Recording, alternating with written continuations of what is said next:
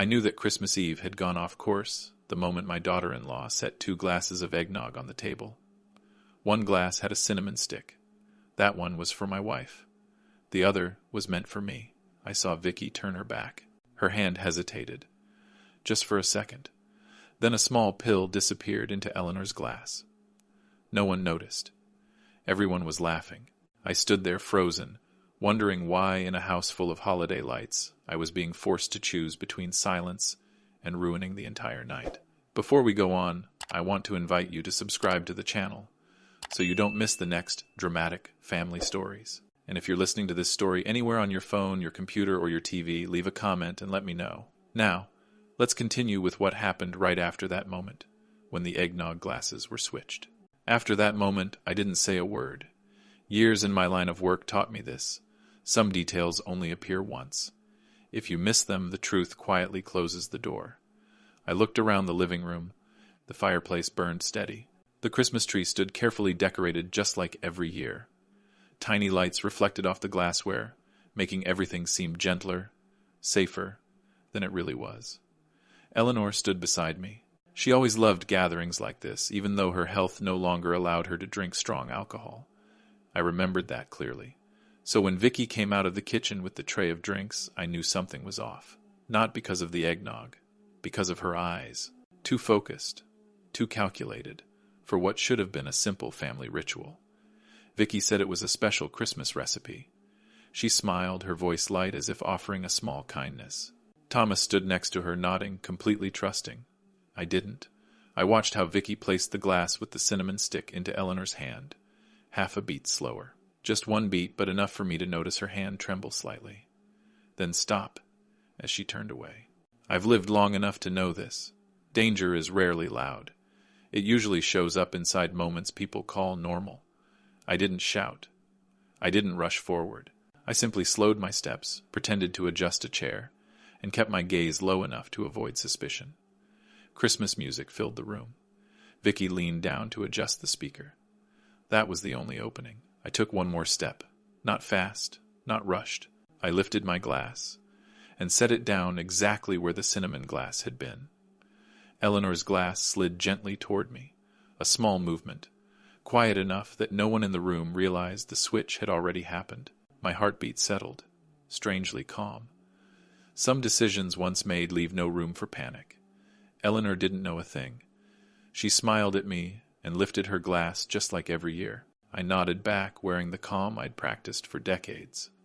We clinked glasses. The soft sound of glass blended into the laughter around us. I raised the glass to my lips, the familiar scent of eggnog mixed with cinnamon. I took a very small sip, just enough for others to see. I didn't swallow. I held the liquid in my mouth longer than normal, then turned away, pretending to cough. Vicky looked at me. That look was no longer polite. It paused, measured, like she was checking a result. I understood immediately. I bent down, pretending to look for a napkin, and quietly spat the foreign substance into an empty medicine bottle I always carry. I wasn't sure what I was holding, but I knew it didn't belong in that drink. Eleanor set her glass down earlier than usual. She said she felt a little tired. Vicky moved in at once, her concern carefully measured so others could hear. She suggested Eleanor go upstairs and rest early, because Christmas is long and everyone needs their strength. Thomas nodded, thinking it was kindness. I didn't. I rested my hand on the back of the chair and stood up slowly. I said Eleanor just needed to sit a little longer, that she was fine. My voice stayed even, no argument. I felt a few eyes turn toward me, as if I had interrupted an invisible plan. The air in the room shifted. No one said it out loud, but the warmth from before had thinned. I saw it when Vicky's hand tightened for a moment, then relaxed. She turned to me and smiled again, but that smile never reached her eyes. I sat back down beside Eleanor, my glass still in my hand. I didn't drink anymore. I let time pass, listening to the music, the conversations, and the brief silences in between. With every minute, I became more certain. Switching the glasses wasn't just instinct, it was a line, and I had just crossed it. As the lights on the Christmas tree reflected off the eggnog in my hand, I understood something clearly. This Christmas night would not end like the others. Not because of gifts, not because of wishes, but because something had been exposed. even if no one else could see it yet. I kept the pill bottle in my coat pocket for the rest of the evening, as if letting go of it would send everything out of control. The Christmas music shifted to a faster tune. It was time to open gifts. People moved toward the tree, dragging chairs, calling each other's names. No one noticed that I stepped back half a pace, just enough to stand outside that circle of excitement. Eleanor settled into her familiar armchair. I rested my hand on her shoulder and whispered that she could take her time, no rush. She nodded. Her eyes looked tired, but trusting. That look told me everything. I couldn't act too fast. If I was wrong, I would ruin the holiday. If I was right, then silence for now was the only thing keeping everyone safe. Vicky moved quickly among the guests, handing out gifts. She spoke louder than usual, pointing out that Eleanor looked worn down. That age is nothing to joke about. A few people glanced at me, curiosity mixed with doubt. I didn't argue. I just smiled, the calm smile of an overly worried husband. Then Vicky added something else, very lightly. She said I should probably get my health checked too, that I'd been forgetful lately. The comment wasn't aimed directly at me, but I knew exactly who it was for. Thomas stood beside her, uncomfortable. He didn't disagree. He didn't agree either. That hesitation from my son hurt more than any open attack.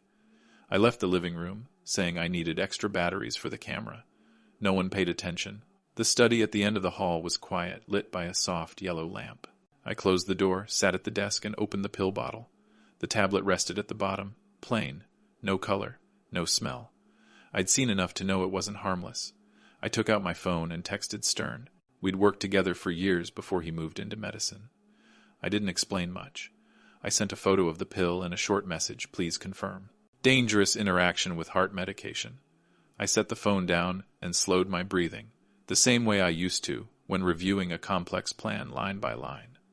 While I waited, I opened a drawer and pulled out an old folder. I hadn't kept it here by accident.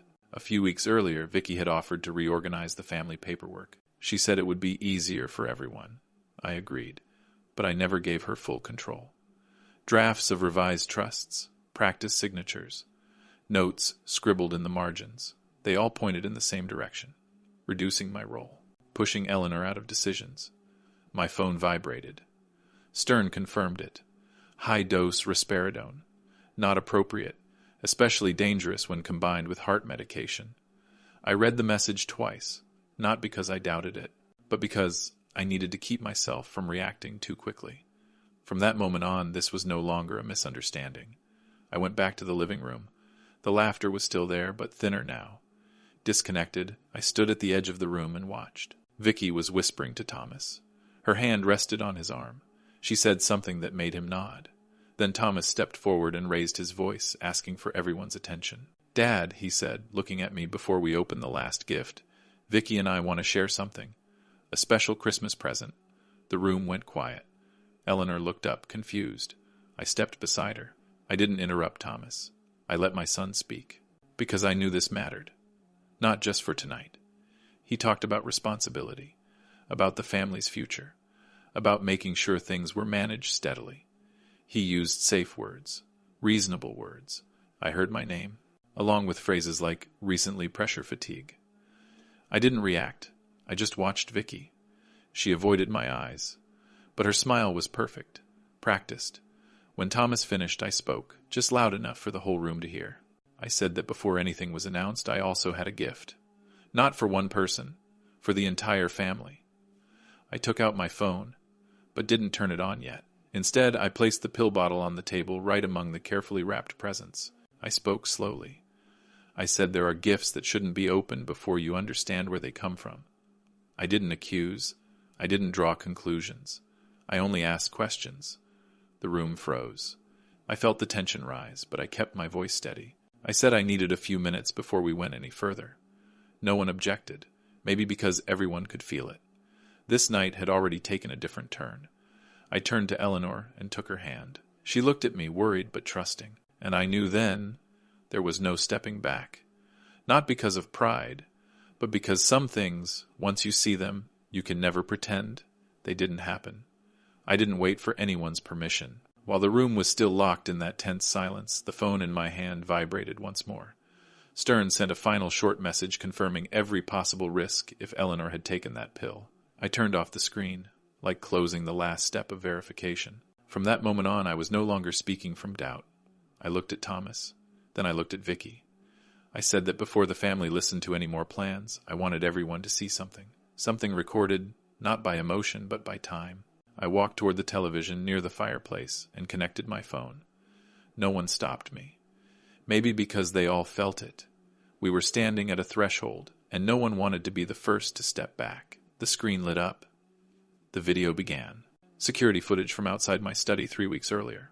Not cinematic, not polished, but clear enough to recognize faces and voices. Vicky appeared on screen, sitting across from a man I had never seen before. Her voice was low, steady, without hesitation. She talked about reducing our influence, about making financial decisions more manageable. She mentioned age, health, the need to close old doors. I stood there listening to each sentence like a cold briefing, not about a project, but about my own family. No one in the living room spoke. I heard Eleanor's quiet breath beside me. Thomas stood frozen. I didn't turn to look at my son. I let the video finish saying what it needed to say. When the screen went dark, I turned off the television and faced the room. I didn't raise my voice. I said that some plans are built very carefully, but fall apart because of one small detail, like a glass being switched. I placed the pill bottle on the table next to the remote control. 2 small objects, enough to connect every loose thread of this night. Vicky spoke first. She said I had misunderstood, that the video was edited, that I was overreacting. She turned to Thomas looking for support. Thomas looked at her, then at me. His eyes shifted like someone realizing too late that there were things he had ignored for far too long. I didn't argue. I asked Thomas one question. Did he know about the documents in the study drawer? Did he know about the drafts already prepared to sign, just waiting for a reason that sounded reasonable? He didn't answer right away. His silence answered for him. I turned to Vicky and said, I didn't need explanations right now. I only needed her to look at the pill on the table and tell everyone why it had ended up in Eleanor's glass. She stepped back half a step, just half a step, but enough for everyone to see the imbalance. I repeated slowly that this Christmas night was supposed to be about wishes and gifts, but someone had chosen to bring something else, something that didn't belong at a celebration. I didn't use heavy words. I didn't need to. The looks around the room already understood. Thomas sank into a chair, his hands clasped together. He spoke softly, almost to himself. He said he didn't know, that he only wanted things to be stable. I heard the confusion in his voice, and I knew my son was standing between 2 opposing realities. I stepped closer and placed my hand on his shoulder. I told him that stability is never built on deception, and that some decisions, once they cross a line, can no longer be called harmless. I didn't blame my son. I simply made clear what I was protecting. Vicky wasn't smiling anymore. She looked around as if searching for an exit, but in that moment this room had no space left for careful words. I said that the real Christmas gift tonight wasn't inside the boxes. It was the truth, placed under the lights, where it could no longer be hidden. No one applauded. No one reacted dramatically. Just a shared, heavy understanding that the old order had been broken. I felt it when I looked at Eleanor. She squeezed my hand tighter, a quiet reminder that I had done the right thing. I took a deep breath. I knew what had been revealed tonight was only the beginning. The night wasn't over, and this family, from the moment those glasses were switched, had entered a new chapter, one where there was no longer room for carefully arranged smiles. When I set the pill bottle on the table, the air in the room seemed to thicken. No one spoke. People just looked at one another, caught between shock and confusion. I took a slow breath and kept my voice steady. This was the moment that demanded calm more than anything else. One wrong word could shatter everything. One wrong move could destroy Christmas completely. I turned to Thomas. My son was still standing there, his face torn between confusion and fear. I spoke gently, telling him I needed him to understand exactly what had happened. I handed him the papers I had taken from the drawer. Draft, trusts, notes, practice signatures. I told him these were undeniable proof of Vicky's plan to remove both Eleanor and me from our own lives. His hands trembled as he held them. I saw disappointment and fear flash through his eyes. Vicky opened her mouth, trying to explain, to justify herself. But every word only made the truth heavier. I didn't argue with her. I didn't need to. I stepped forward, picked up the pill bottle, and placed it in the center of the room. Then I looked straight at her. "This," I said calmly, "is the Christmas gift my daughter-in-law prepared for my wife. You wanted her unconscious. And the only reason no one was harmed is because I noticed." The room went silent.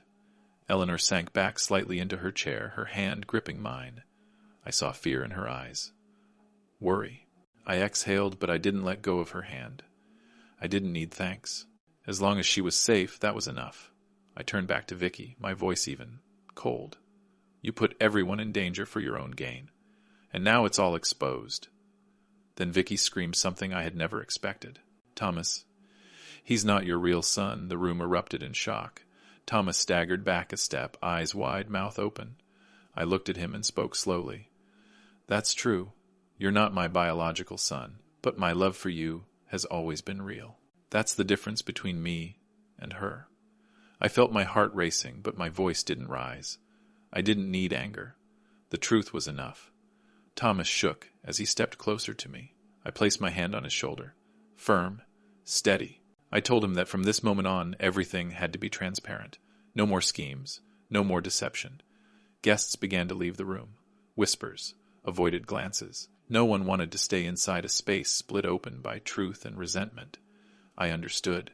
What Vicky had done didn't just ruin Christmas. It created fractures that wouldn't heal quickly. I called the police. Vicky was escorted out of the house. She resisted loudly. I didn't interfere. Some things have to be handled the right way. Thomas stood beside me, watching. I saw something change in his eyes. Awareness, mixed with regret. When the house finally quieted, I turned to my son. I told him I understood how betrayal can make a person angry, lost, unsteady. But I also told him this, that whether or not we share blood, he is my son. Love and responsibility aren't built on genetics. They're built on actions, on care, on honesty. Thomas looked at me, his eyes wet. His voice trembled. "Dad, I understand now. I never wanted to lose you or Mom." I nodded. The connection wasn't fully repaired. Not instantly. But it was the first real step. I reminded him that switching the glasses wasn't just about protecting his mother. It was about protecting the family, protecting the truth, protecting trust that had nearly collapsed. I wasn't angry, just firm. Thomas lowered his head, silent, finally grasping the weight of everything that had happened. That night, the house was still glowing with lights. The tree still sparkled, but everything felt different. After the guests left and Eleanor went to rest, Thomas and I sat together. We spoke quietly, slowly, no rushing. I told him that from now on there would be no secrets. Every decision would be built on trust. A few weeks later, Thomas moved back into our home. We reorganized the paperwork together. Everything clear, everything open. I finally told him why I stayed silent, why I switched the eggnog that Christmas. Not to punish, not to control, but to protect his mother, to protect the family, to protect the truth. He understood. He realized that one simple act had saved us from something far worse. Then one quiet evening, Thomas brought me a glass of warm milk instead of coffee.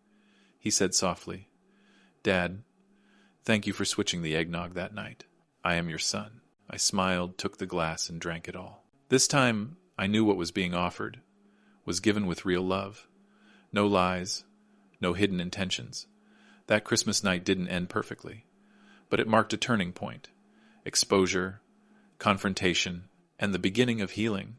Our family didn't return to what it once was, but truth and genuine care became the foundation for rebuilding trust. I looked at Eleanor beside me.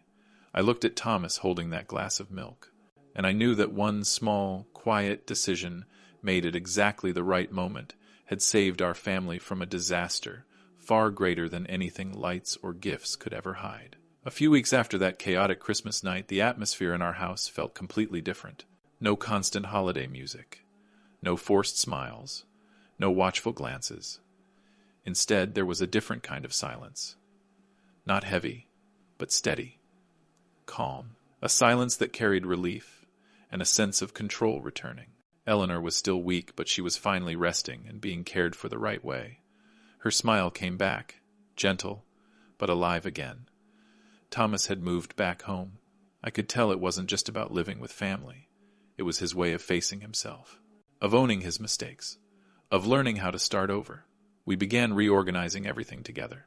Trust documents, financial agreements, anything tied to the estate.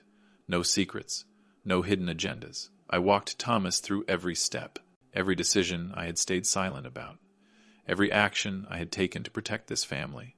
He listened, really listened.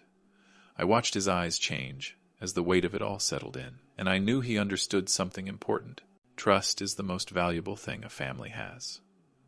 One afternoon, sunlight spilled through the living room windows. Thomas and I sat across from each other, each holding a mug of warm milk.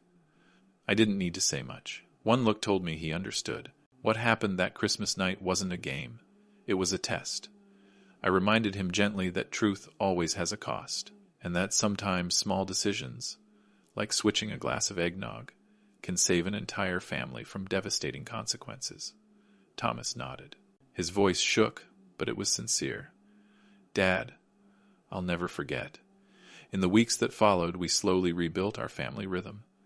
Eleanor returned to her quiet routines, tending the plants with me, preparing simple meals, talking slowly without urgency. Thomas joined us, not as a child, but as a grown man, one who accepted responsibility, one who understood the value of family. The quiet moments became precious. We no longer needed schemes or control to stay together. Our bond was built on honesty, on the smallest actions done with care. One evening, as I was getting ready to rest, Thomas approached the table. He handed me a mug of warm milk, his hands slightly unsteady. Dad, he said softly, thank you for switching the eggnog that night. I am your son. I smiled. Not because of the words alone, but because I felt the connection return. Not through blood, but through love, responsibility, and trust. I lifted the mug and drank it down. This time everything tasted right. No doubt, no fear. I looked at Eleanor. She smiled gently and rested her hand on my shoulder. We didn't need to say anything more. Peace had returned. But this time it was conscious peace, built on truth and acknowledgement. No more manipulation, no more calculation. Just family, real family, standing together in a house filled with the soft light of winter. I understand now. There are no perfect endings that happen by accident. But that Christmas night and the weeks that followed gave us the right ending. We faced the truth. We protected one another, and we learned how to trust again. The schemes were exposed, but the bond between father and son, between husband and wife, grew stronger. Thomas learned that responsibility and love rise above ambition. Eleanor was safe and cared for, and I, after a lifetime of restraint, found a rare, complete sense of peace. That night before going to bed, I stood by the window. The garden outside was dusted with a thin layer of snow. I saw Thomas and Eleanor talking under the warm yellow light, soft smiles on their faces. I took a deep breath, felt the warmth settle in my chest, and knew that whatever came next, this family was strong enough to face it, not by luck, but by honesty, vigilance, and real love.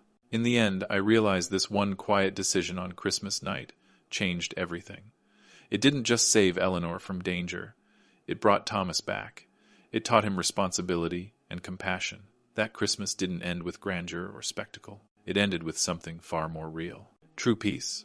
A father and his son, and trust restored. I smiled, finished my warm milk, and knew. This time, everything had been given straight from the heart. No fear, no doubt. And if you've stayed with this story until the very end, I truly appreciate your time. Please give it a like if it moved you. Subscribe to the channel so you don't miss the next family drama stories, and share it with anyone you think might care. Thank you for listening, and for walking with the Harrison family through a Christmas night filled with trial and love. Your support is what allows these stories to be told.